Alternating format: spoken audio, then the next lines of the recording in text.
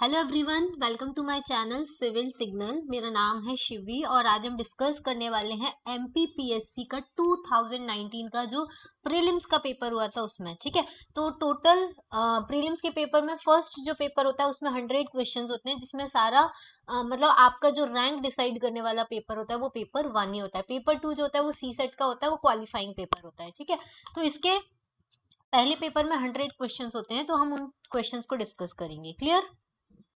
देखो, पहला क्वेश्चन है, in the field of computer virus stand for, मतलब वायरस का फुल फॉर्म क्या होता है?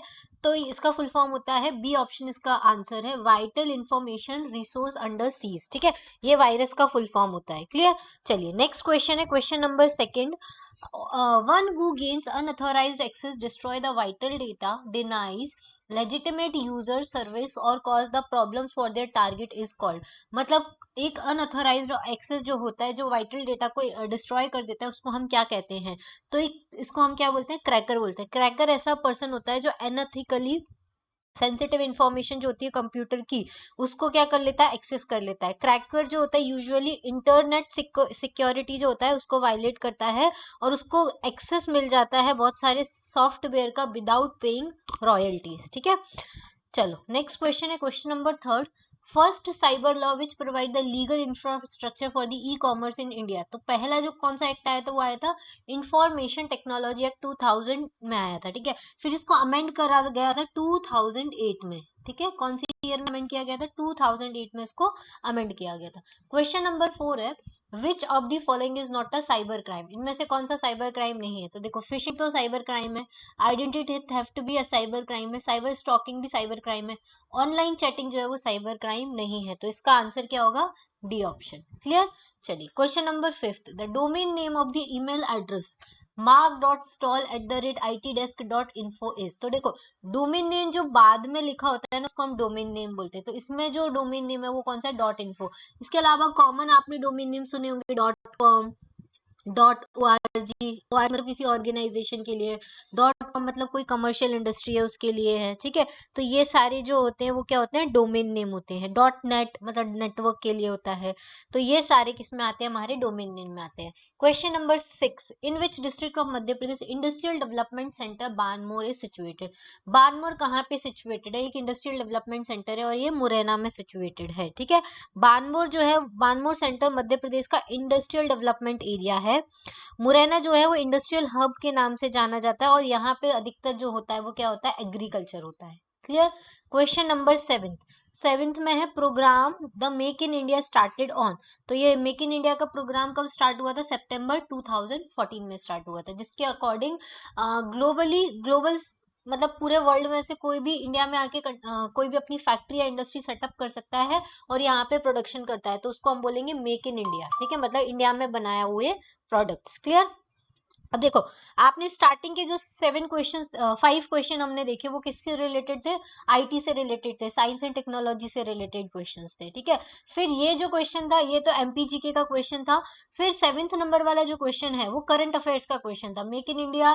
देखो, ये जो इंपॉर्टेंट गवर्नमेंट स्कीम्स है इनके आपको नेम और डेट याद होने चाहिए, कब लॉन्च की थी। ठीक है, जैसे मेक इन इंडिया हो गया, स्टार्टअप इंडिया हो गया, स्टैंड अप इंडिया हो गया, स्वच्छ भारत मिशन हो गया, डिजिटल इंडिया हो गया। ठीक है, ये सारे जो ऐसे मिशन हैं इनके इनकी डेट्स आपको याद होनी चाहिए। जनधन योजना हो गया, आरोग्य सेतु योजना था। ठीक है, वो कब स्टार्ट किया गया था। तो ये सारी आपको इंपॉर्टेंट स्कीम्स की डेट याद होनी चाहिए। इस क्वेश्चन से हमको ये पता चलता है। फिर question number 8, which 2 cities of Madhya Pradesh included in the town of the export excellence. तो कौन सी 2 सिटीज है मध्य प्रदेश में जिसको टाउन ऑफ एक्सपोर्ट एक्सीलेंस के नाम से जाना जाता है? वो है देवास और इंदौर। ये दोनों ही सिटीज जो है मध्य प्रदेश में एक्सपोर्ट एक्सीलेंस के लिए जाना जाता है। देवास को हम क्या बोलते हैं? सोया कैपिटल भी बोलते हैं एमपी की, क्योंकि यहाँ पे सोयाबीन की मैन्युफैक्चरिंग इंडस्ट्री है। और इंदौर जो है वो 4th बिगेस्ट फोकस है कहाँ का? कॉटन इंडस्ट्रीज का। पहला है अहमदाबाद है। ठीक है, फिर बॉम्बे है, फिर तमिलनाडु है, उसके बाद इंदौर जो है वो 4th प्लेस बनी है जहाँ पे कॉटन इंडस्ट्री को ज्यादा फोकस किया जा रहा है। Okay, clear? Question number 9, which ministry of government of India is related to the India foreign trade policy. कौन सी मिनिस्ट्री है गवर्नमेंट ऑफ इंडिया की जो इंडिया की फॉरेन ट्रेड पॉलिसी से रिलेटेड है? तो ये है ministry of commerce and industry. जो ministry of commerce and industry होती है ना, वो दो डिपार्टमेंट को एडमिनिस्टर करती है। एक तो होता है हमारा डिपार्टमेंट ऑफ कॉमर्स, दूसरा होगा department of promotional industrial and internet trade, इसको DPIIT भी बोलते हैं, department of promotional international department of promotion of industry and the internet trade, ठीक है, इंटरनल ट्रेड। तो ये दो आते हैं। जो जितना भी एक्सपोर्ट और इंपोर्ट रिलेटेड एक्टिविटीज होती है, फॉरेन ट्रेड पॉलिसी होती है, ministry of commerce and industry ही करती है। फिर question number 10, the headquarter of the Madhya Pradesh finance corporation is, कहाँ पे इसका हेडक्वार्टर? तो इंदौर में है। देखो इसके पहले भी जब हमने 2020 का पेपर डिस्कस किया था, उसमें आपको बहुत सारे हेडक्वार्टर्स और एकेडमी के सेंटर कहाँ कहाँ पर है ऐसे क्वेश्चंस आते हैं। तो ये क्वेश्चन बहुत इंपॉर्टेंट है कि कौन सी एकेडमी कहाँ पर है, किसका हेडक्वार्टर, कोई कॉर्पोरेशन का हेडक्वार्टर कहाँ पर है। जैसे कि मध्य प्रदेश का फाइनेंस कॉर्पोरेशन का हेडक्वार्टर कहाँ है, स्टेट इलेक्शन कमीशन का हेडक्वार्टर कहाँ है। तो ये सारे हेडक्वार्टर आपको क्या करने हैं, बाय हार्ट लर्न करने हैं। क्लियर। फिर क्वेश्चन नंबर 11, ये इंदौर में आता है, इंदौर आगरा बॉम्बे रोड पे आता है। क्लियर।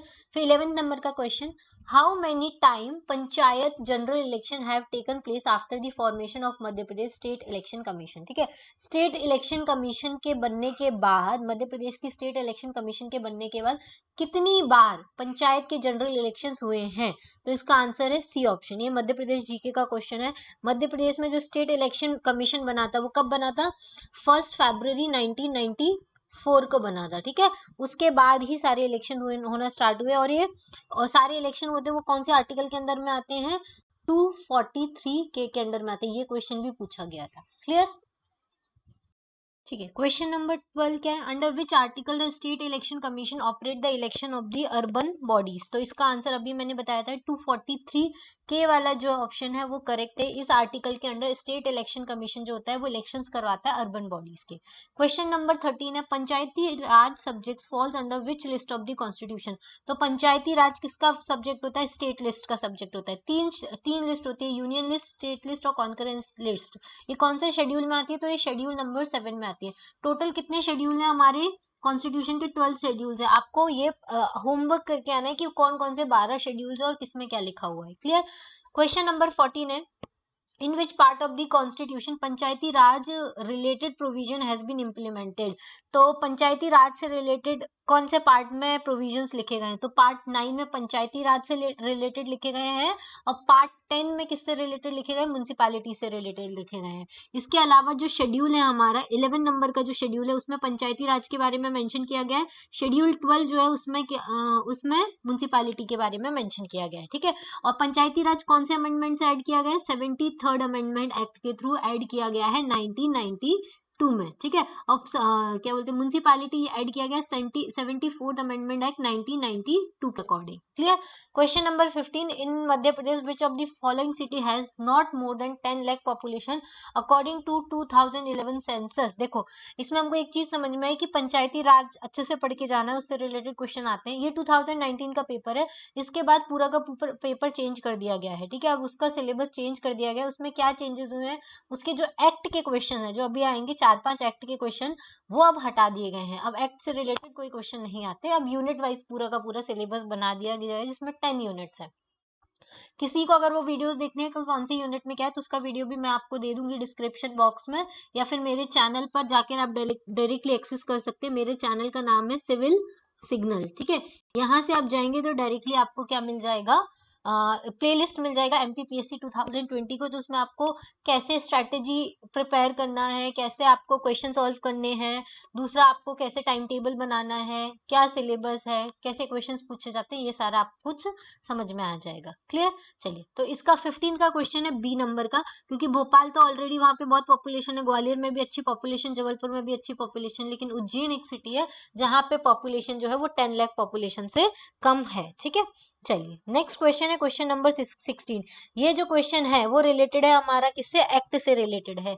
जो protection of civil right act था 1995 shall presume that the offence is committed on the ground of untouchability. तो इसका देखो आप ऑप्शन देख लीजिए, इसका आंसर है सही करेक्ट 16th का बी।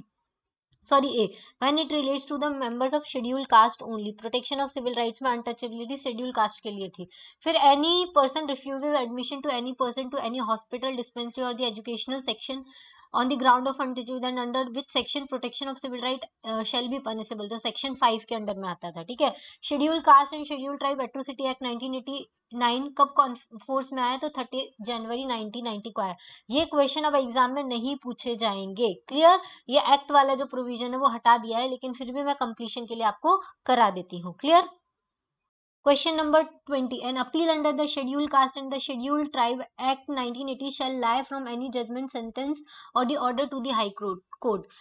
फैक्ट के ऊपर बेसिस भी हो सकती है, लॉ के ऊपर भी बेस हो सकती है, तो इसका आंसर होगा C, both on the fact on the law. ठीक है, क्वेश्चन नंबर 21, ये करंट अफेयर्स का क्वेश्चन है। The chief guest of the republic day celebration in 2019 in new Delhi was, तो उस टाइम पे 2019 में कौन आए थे, साउथ अफ्रीका के प्रेसिडेंट आए थे, सिरिल रामाफोसा। तो इस बार 2022 में कौन रिपब्लिक डे की परेड में चीफ गेस्ट की तरह आए थे, वो आपको बताना है। ठीक है, और 2021 में कौन आया था कौन नहीं आया था, ये भी आपको पता होना चाहिए, clear. Question number 22, who was the special guest at the third international Dhamma conference held in Indore in 2015, तो थर्ड इंटरनेशनल जो धर्म कॉन्फ्रेंस हुई थी इंदौर में 2015 में, उसके स्पेशल गेस्ट कौन थे, तो इसका आंसर है 22 का बी ऑप्शन। ठीक है, बी ऑप्शन में क्या आएगा, मिस्टर लियोनपो डामचो डोरजी, भूटान के थे, ये भूटान के अटॉर्नी जनरल है, ये हमारे यहाँ पर एज अ गेस्ट आए हुए थे धम्मा कॉन्फ्रेंस में जो इंदौर में हुई थी। फिर क्वेश्चन नंबर 23 है, what is the name of the world's largest health care scheme launch by the government of India in 2018, 2018 में एक सबसे बड़ी हेल्थ केयर स्कीम लॉन्च की गई थी। इसका डेट आपको याद होना चाहिए कब लॉन्च की गई थी, और स्कीम का नाम है आयुष्मान भारत, इसको बोलते हैं प्रधानमंत्री जन आरोग्य योजना। इस पे ऐसे भी क्वेश्चन आ जाते हैं, पीएमजे क्या है, तो प्रधानमंत्री जन आरोग्य योजना, उसका फुल फॉर्म पूछ लिया जाएगा। कब लॉन्च की गई थी, तो 2018 में लॉन्च की गई थी, क्लियर। तो ये वर्ल्ड की लार्जेस्ट हेल्थ केयर स्कीम है या नहीं, ऐसे क्वेश्चन इस पे बन सकते हैं। फिर question number 24, in Madhya Pradesh the amount of the financial help given to the marriageable girls of the poor families under the Mukhyamantri Kanyadan Yojana was increase in the year 2019 to, देखो 2019 में वो जो मुख्यमंत्री कन्यादान योजना है, जिसमें पुअर गर्ल्स की, पुअर फैमिली की जो गर्ल्स होती है उनकी शादी के लिए फाइनेंशियल हेल्प दी जाती है, तो उसको कितना कर दिया है, 51,000 कर दिया गया। पहले कितना था, 48,000 था, क्लियर। उसमें 3,000 इंक्रीज करके अब कितना हो गया है, 51,000 हो गया है, क्लियर। चलिए question number 25, in 2019 which Indian short film won the Oscar, ये 2019 का बहुत करंट टॉपिक था, पीरियड एंड ऑफ सेंटेंस, ये एक छोटी सी शॉर्ट फिल्म में इसको ऑस्कर अवार्ड मिला था। कौन सा नंबर का ऑस्कर अवार्ड था, ये आपको पता होना चाहिए, 91st अकेडमी अवार्ड था। कौन सा था, ऑस्कर को अकेडमी अवार्ड भी बोलते हैं, तो ये 91st नंबर का अकेडमी अवार्ड था, क्लियर। चलिए question number 26, out of the following which waterfall is not on the river Narmada, इनमें से कौन सा वाटरफॉल है जो नर्मदा रिवर पे नहीं है, कपिल धारा है, दुग्ध धारा है, भेड़ाघाट है, भेड़ाघाट कहाँ पर है, जयपुर में है। ठीक है, सिर्फ भालकुंड जो है वो नर्मदा रिवर के ऊपर नहीं आता, ये एमपीजीके का क्वेश्चन है, clear. Question number 27, out of the following which national highway does not pass through the state of Madhya Pradesh, कौन सा हाईवे है जो मध्य प्रदेश से पास नहीं होता है, तो इसका ऑप्शन है डी, NH8 जो है वो मध्य प्रदेश से पास नहीं होता है। ओके, क्वेश्चन नंबर 28 है, जिसमें मैच करना है लिस्ट 1 को लिस्ट 2 के साथ। ये देखो, ये ज्योग्राफी के क्वेश्चन हमेशा आपको मैच द फॉलोइंग में ही आएंगे। जैसे कि फ्लड जो है वो किस एरिया में जाता है, तो प्लेन्स ऑफ उत्तर प्रदेश और बिहार में आती है, क्योंकि वहां पे गंगा वैली है। दूसरा, अर्थक्वेक कहाँ आता है, तो हिमालयन जोन में ज्यादा आता है, तो फर्स्ट का सेकंड आएगा, अर्थक्वेक का फर्स्ट आएगा। ड्रॉट आपको कहाँ देखने को मिलते हैं, west and the central India में ज्यादा देखने को मिलते हैं, वेस्ट में राजस्थान है। सुनामी कहाँ आती है, सदर्न कोस्टल एरियाज में आती है। तो क्या ऑप्शन हो गया इसका, देखिए इसका ए ऑप्शन जो है वो आपका करेक्ट हो गया, क्योंकि फर्स्ट का सेकंड था, सेकंड का फर्स्ट था, थर्ड का थर्ड और फोर्थ का फोर्थ था। ठीक है, काठी क्या है, काठी एक ट्राइबल डांस है, क्या है, ट्राइबल डांस है। ठीक है, तो काठी क्या है, एक डांस है, तो इसमें ऑप्शन क्या करेक्ट होगा, डी। ये फोक डांस है, कहाँ पर किया जाता है, वेस्ट बंगाल में किया जाता है। ठीक है, ये वहां का ट्राइबल डांस है, इसको फोक डांस भी बोलते हैं। Question number 30, out of the following which combination is incorrect, कौन सा कॉम्बिनेशन इनकरेक्ट है।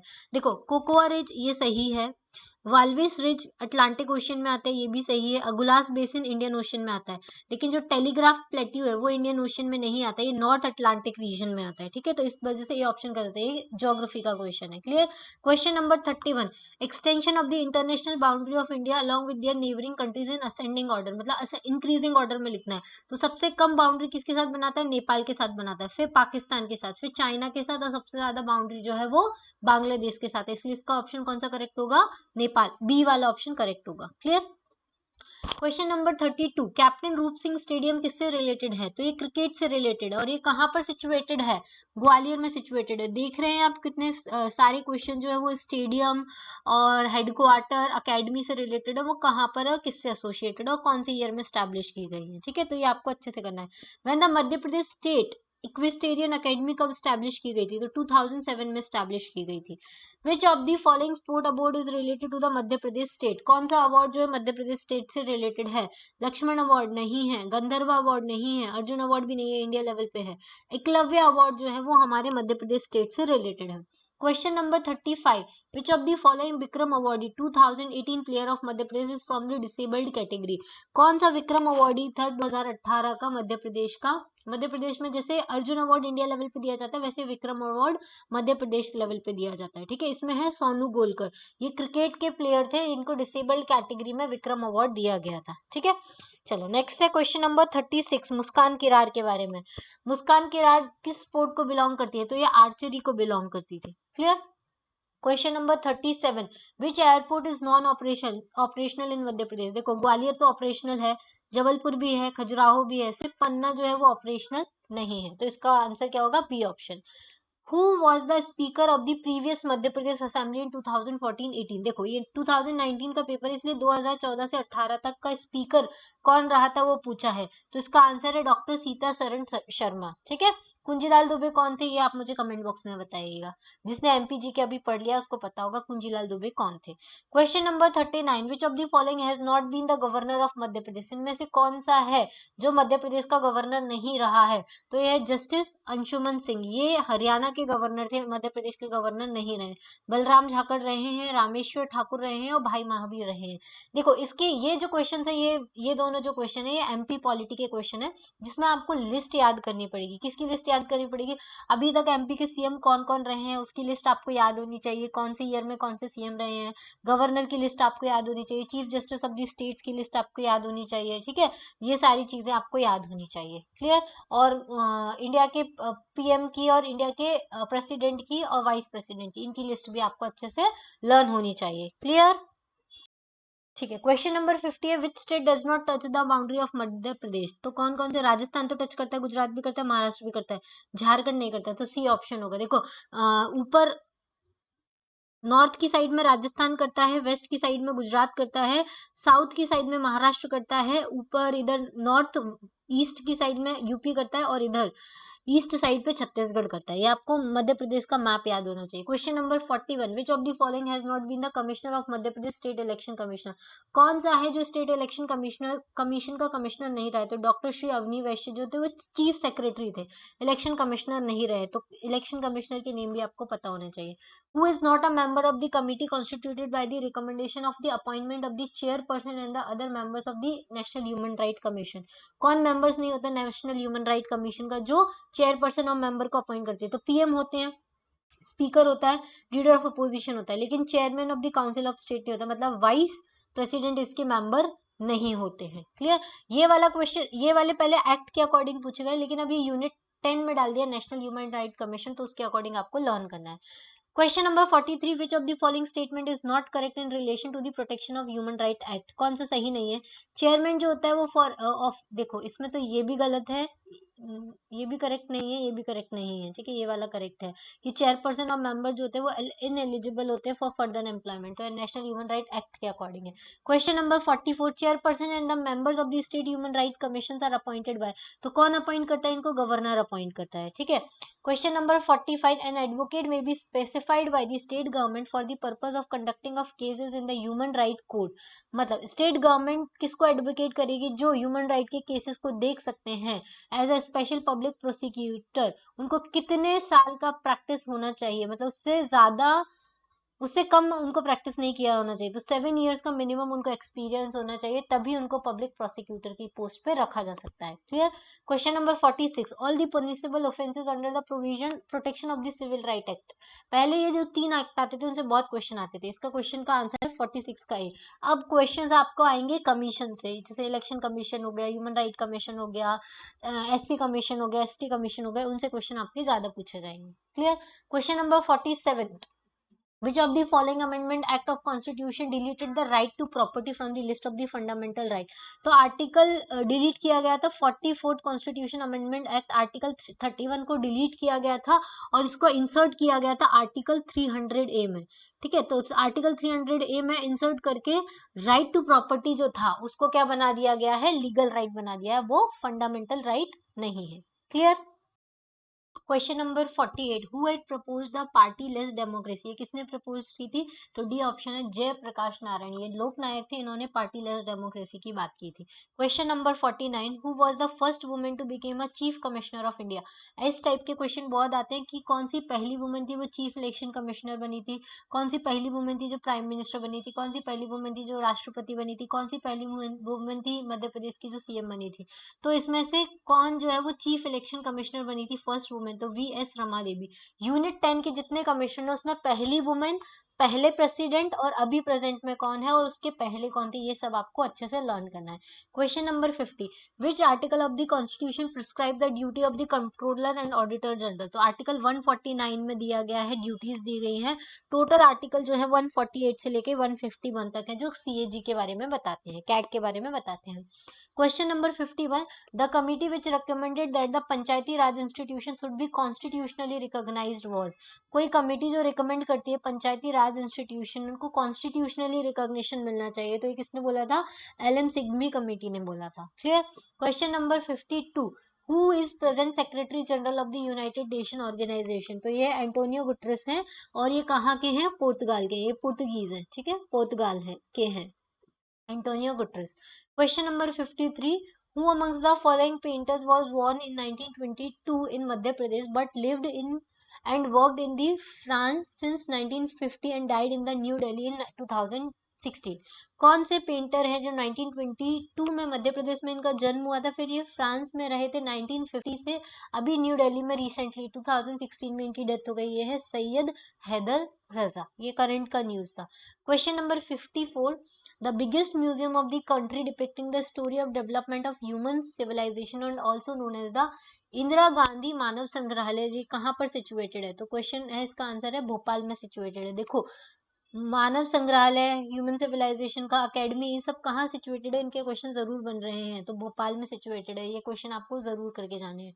क्वेश्चन नंबर 55 करंट अफेयर का क्वेश्चन है, द क्रोएशियन हेड जो है नेशन के जो was present in the stadium to cheer her team in the World Cup final match of football 2018। कौन से क्रोएशियन हेड थे जो वर्ल्ड कप फाइनल मैच जो हुआ था फुटबॉल का, वहां पे लोग अपनी टीम को चीयर करने के लिए खड़े थे, तो वो थे कुलिंदा गारवर कितारोविक। ठीक है, ये करंट का न्यूज था। Question number 56, the scope of the article 21 of the constitution expanded to include the right to education को इंक्लूड किया गया है आर्टिकल 21 में RTE एक्ट के अंडर। तो ये क्यों सुप्रीम कोर्ट का डिसीजन किस केस की वजह से था, तो उन्नी कृष्णन वर्सेस आंध्र प्रदेश केस में था। अब ये जो करंट में केसेस चल रहे होंगे उसके बारे में आपको पता होना चाहिए। Question number 57, which of the following is an academic institute satellite. कौन सी एकेडमिक इंस्टीट्यूट सैटेलाइट है, तो ये सत्यभामा सेट जो है वो एकेडमिक इंस्टीट्यूट सैटेलाइट है। क्लियर, क्लियर समझ में आया।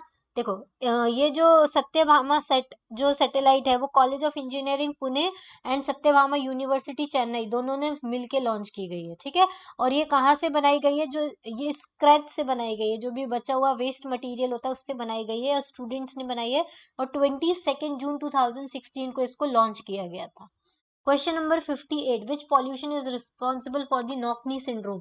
नॉकनी सिंड्रोम किसकी वजह से होता है, तो फ्लोराइड की वजह से होता है। क्लियर, क्वेश्चन नंबर 58 का आंसर है नॉकनी सिंड्रोम जो होता है वो फ्लोराइड की वजह से होता है। इसमें जो लेग होते हैं वो इनवर्ट मतलब अंदर की साइड मुड़ जाते हैं, इसलिए इसको नॉकनी सिंड्रोम बोलते हैं। Question number 59, the transfer of the pollen grain from the anther to the stigma of another flower of the same plant is called. देखो इसको बोलते हैं गीटोनोगैमी बोलते हैं। ये सेल्फ पॉलिनेशन मतलब एक ही प्लांट के अंदर जो सेल्फ पॉलिनेशन होता है, उसी के एक फ्लावर से दूसरे फ्लावर में, उसको हम सेल्फ पॉलिनेशन बोलते हैं, उसी का टाइप है जिसको हम बोलते हैं गीटोनोगेमी बोलते हैं। विच one of the following is the computer high level programming language, तो कौन सी है? कोबोल, पास्कल, बेसिक, तीनों ही हाई लेवल लैंग्वेजेस है। 61 in the buccal cavity of the human being digestion of the which one of the following get started, तो किसका digestion start हो जाता है? कार्बोहाइड्रेट का डाइजेशन स्टार्ट होता है। फैट का डाइजेशन कहाँ होता है? हमारे स्टमक के अंदर होता है। और लीवर जो होता है वो एक जूस सिक्रेट करता है, उसका नाम होता है बाइल जूस और बाइल सॉल्ट, जो फैट के बड़े बड़े जो ग्लोब्यूल्स होते हैं उसको स्मॉल ग्लोब्यूल्स में कन्वर्ट करने का काम करता है। Clear? 62 the active participant of the Bundela rebellion of 1842 हृदय शाह वाज जमींदार of which of the following place, तो ये हीरापुर के जमींदार थे। विच of the following act provided for the communal representation in the British India, British India में कम्युनल रिप्रेजेंटेशन कब आया था? मॉडल मिंटो रिफॉर्म के अंदर 1909 में मुस्लिम को सेपरेट इलेक्टोरेट दे दिया गया था। इस एक्ट में मुस्लिम को सेपरेट इलेक्टोरेट क्यों दिया गया था? इनकी डिवाइड एंड रूल पॉलिसी के अंडर ये चाहते थे कि इंडिया और हिंदू और मुस्लिम को क्या कर दिया जाए? डिवाइड कर दिया जाए और फिर इनके ऊपर रूल किया जाए। इसके वजह से मॉर्ले मिंटो रिफॉर्म आया था 1909 में, जिसमें कम्युनल रिप्रेजेंटेशन स्टार्ट किया था मुस्लिम्स के लिए। 64th का विच of the following brave from the Bhopal led the main movement and sacrificed his life during the first struggle of the independence in the 1857, तो फजील मोहम्मद खान जो थे वो भोपाल के थे जिन्होंने जो स्ट्रगल था 1857 का, भले ही वो अनसक्सेसफुल हो गया था लेकिन फजील मोहम्मद खान ने अपनी लाइफ दे दी थी इसमें, जैसे झांसी की रानी ने भी अपनी लाइफ दे दी थी। ये हमारी नेशनल मूवमेंट का सबसे पहला स्टेप था। Clear? 65 who was the author of the Satyarth Prakash, Satyarth Prakash किसने लिखी है? तो स्वामी दयानंद सरस्वती ने सत्यार्थ प्रकाश को लिखा है।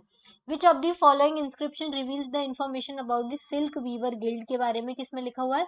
दसपुर इंस्क्रिप्शन में लिखा हुआ है। 67 which of the following sequence present the correct location of the ranges in the Satpura from west to east, west to east मतलब इधर से इधर, यहाँ ये वेस्ट होता है, इधर ईस्ट होता है, तो वेस्ट से ईस्ट में आपको लोकेशन सतपुरा रीजन की लगानी है। तो सबसे पहली बरवानी हिल्स आती है वेस्ट में, फिर महादेव आती है मिडिल में, फिर मैकाल आती है ईस्ट में। ठीक है, तो a option is the correct answer.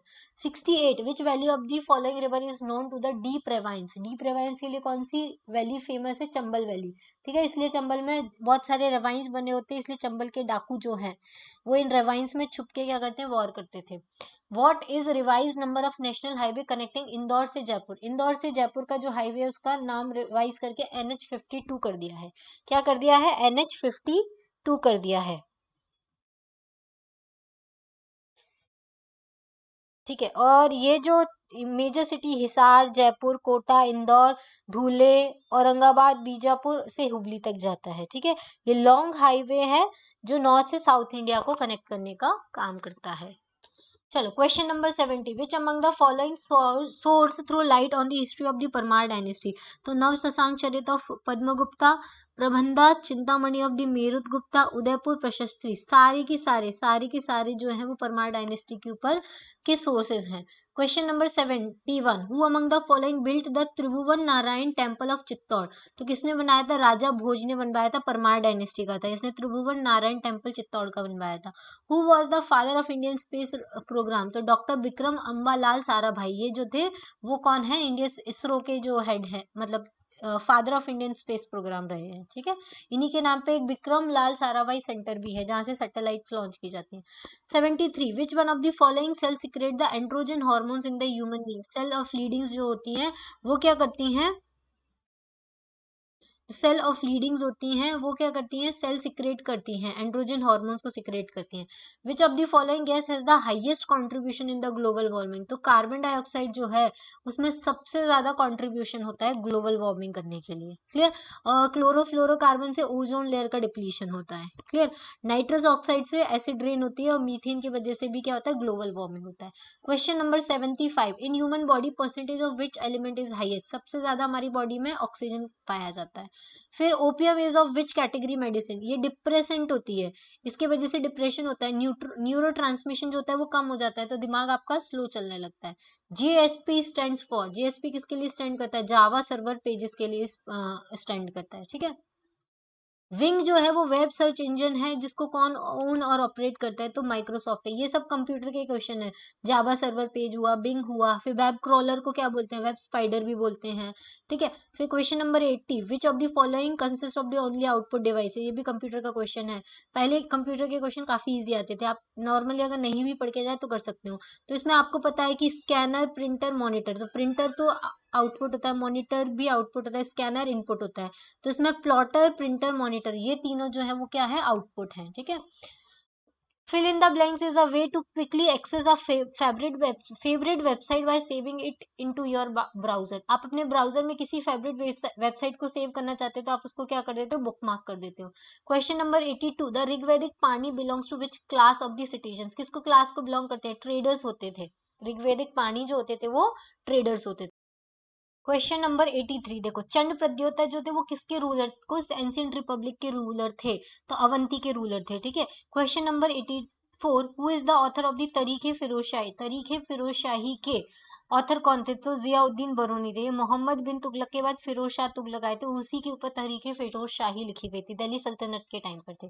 Question number 85 delete कर दिया गया था। Question number 86, in which year the Hindu video remarriage act पास किया गया था, तो इसका आंसर बहुत ईजी है, 1856 में पास किया गया था।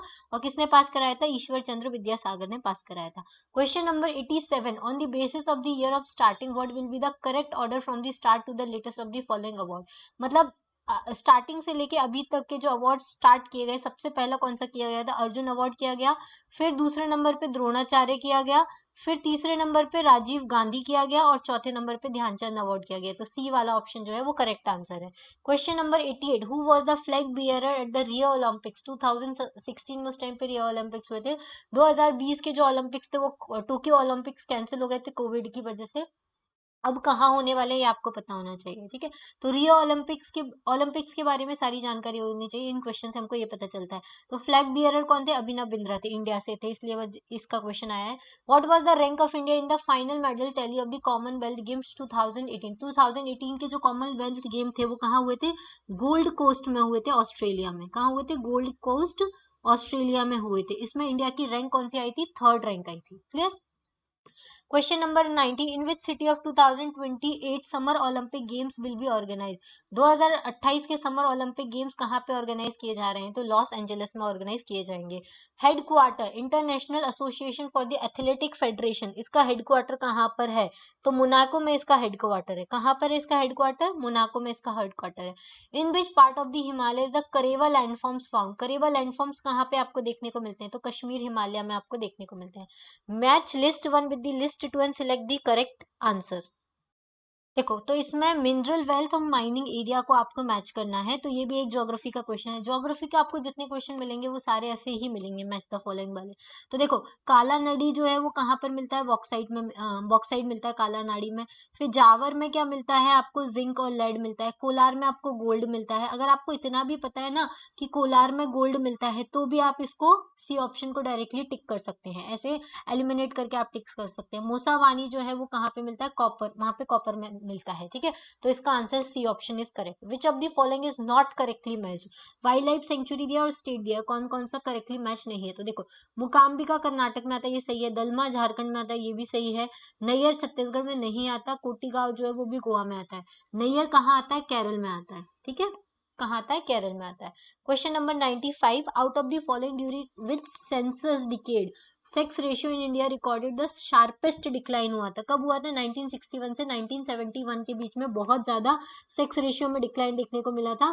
1961 में 941 था और 1970 में ये सिर्फ 930 रह गया था, ठीक है। तो शार्पेस्ट डिक्लाइन देखने को मिला था। The east to west corridor जो है गोल्डन क्वाड्रिलेटरल का, जो किन किन सेंटर को कनेक्ट करता है, तो सिलचर अरुणाचल प्रदेश से लेके पोरबंदर गुजरात तक कनेक्ट करता है गोल्डन क्वाड्रिलेटरल, क्लियर। चलिए 97, बोधन दोगा वाज द कमांडर ऑफ, ये आउट ऑफ लीक क्वेश्चन था। इसका आंसर वैसे था साहगढ़ किंग भक्तावली के, ये कौन थे, कमांडर थे बोधन दउआ, ठीक है। Question number 98, which of the following is not well matched, इनमें से कौन सही से मैच नहीं करता? तो कोरकू जो थे वो महार कम्युनिटी उनकी सब कास्ट नहीं थी, तो ये गलत आंसर है इसका। Question number 99, direction, consider the following state है। Mandu is in Dhar district, ये सही है। हिंडोला महल इज इन द मांडू, ये दोनों सही है। मांडू जो है वो धार डिस्ट्रिक्ट में आता है, इंदौर के पास में आता है। हिंडोला महल, जहाज महल, ये सब कहाँ पे बने हुए? मांडू में बने हुए। और ये किसने बनवाए थे? हुशंग शाह ने बनवाए थे मांडू में। तो दोनों ही करेक्ट ऑप्शन है। Where is the fair of the Jal Bihari organise, मतलब जल बिहारी का मेला कहाँ लगता है? तो छतरपुर डिस्ट्रिक्ट में लगता है। तो ये क्वेश्चन भी पूछे जाते हैं कि कौन सा मेला कहाँ लगता है, तो ये भी आपको लर्न करने। तो ये हमारे टोटल 100 क्वेश्चन हो गए, जिसमें हमने देखा कुछ पॉलिटी के क्वेश्चन थे, कुछ एक्ट के क्वेश्चन है। जो एक्ट के क्वेश्चन अब हमको नहीं आने वाले हैं, लेकिन यूनिट 10 में जो कमीशन है उनके ऊपर आपको क्वेश्चन देखने को मिलेंगे। हिस्ट्री के क्वेश्चन हमने देखे, एमपीजीके के बहुत सारे क्वेश्चन है, ज्योग्राफी के मैचिंग वाले क्वेश्चन है। तो इस टाइप के क्वेश्चन जो है वो एमपीजीके के पेपर में पूछे गए थे 2019 में, ठीक है। 2020 का जो पेपर था वो नए सिलेबस के अकॉर्डिंग था, मतलब सिलेबस तो ऑलमोस्ट सेम ही है, सिर्फ एक्ट हटा दिए गए हैं और उसके अकॉर्डिंग पेपर डिजाइन किया गया था। अभी जो 2021 का पेपर आएगा वो यूनिट वाइज ही आएगा, यूनिट 1 से लेके यूनिट 10 तक। अगर आपको देखना है कि आप कैसे जो लास्ट 80 डेज बचे हुए हैं उसमें कैसे प्रिपरेशन कर सकते हैं, तो उसके लिए आप स्ट्रेटेजी वीडियो देख सकते हैं। मैं आपको एंड स्लाइड में, ये वीडियो जैसे ही एंड होगा वहां पे एंड स्लाइड्स आ जाएंगी, जिसमें एमपीपीएससी 2022 की एक पूरी प्लेलिस्ट बनी है, जिसमें आपको टाइम टेबल कैसे बनाना है, स्ट्रेटेजी क्या फॉलो करनी है, डिटेल सिलेबस क्या है, इन सबकी स्ट्रेटेजी मैंने डिटेल में डिस्कस करी है, तो वो आप देख सकते हैं। और अगर आपको वहां से नहीं मिल रहा है तो आप मेरे चैनल पे डायरेक्टली जाके देख सकते हैं, सिविल सिग्नल नाम से मेरा चैनल है, उसमें प्लेलिस्ट बना हुआ है एमपीपीएससी का। इसके अलावा अगर आपको हिस्ट्री के वीडियोस देखने क्लास 6 से लेके 10th एनसीईआरटी के, तो वो भी आपको मिल जाएंगे। साइंस की एनसीईआरटी मिल जाएगी, क्लास 8 की फुल तमिलनाडु की, क्लास 11th और 12th की हिस्ट्री आपको देखने को मिल जाएगी, प्लेलिस्ट मिल जाएगी, ठीक है। आज के लिए इतना ही। Thank you, thanks for watching and have a nice day.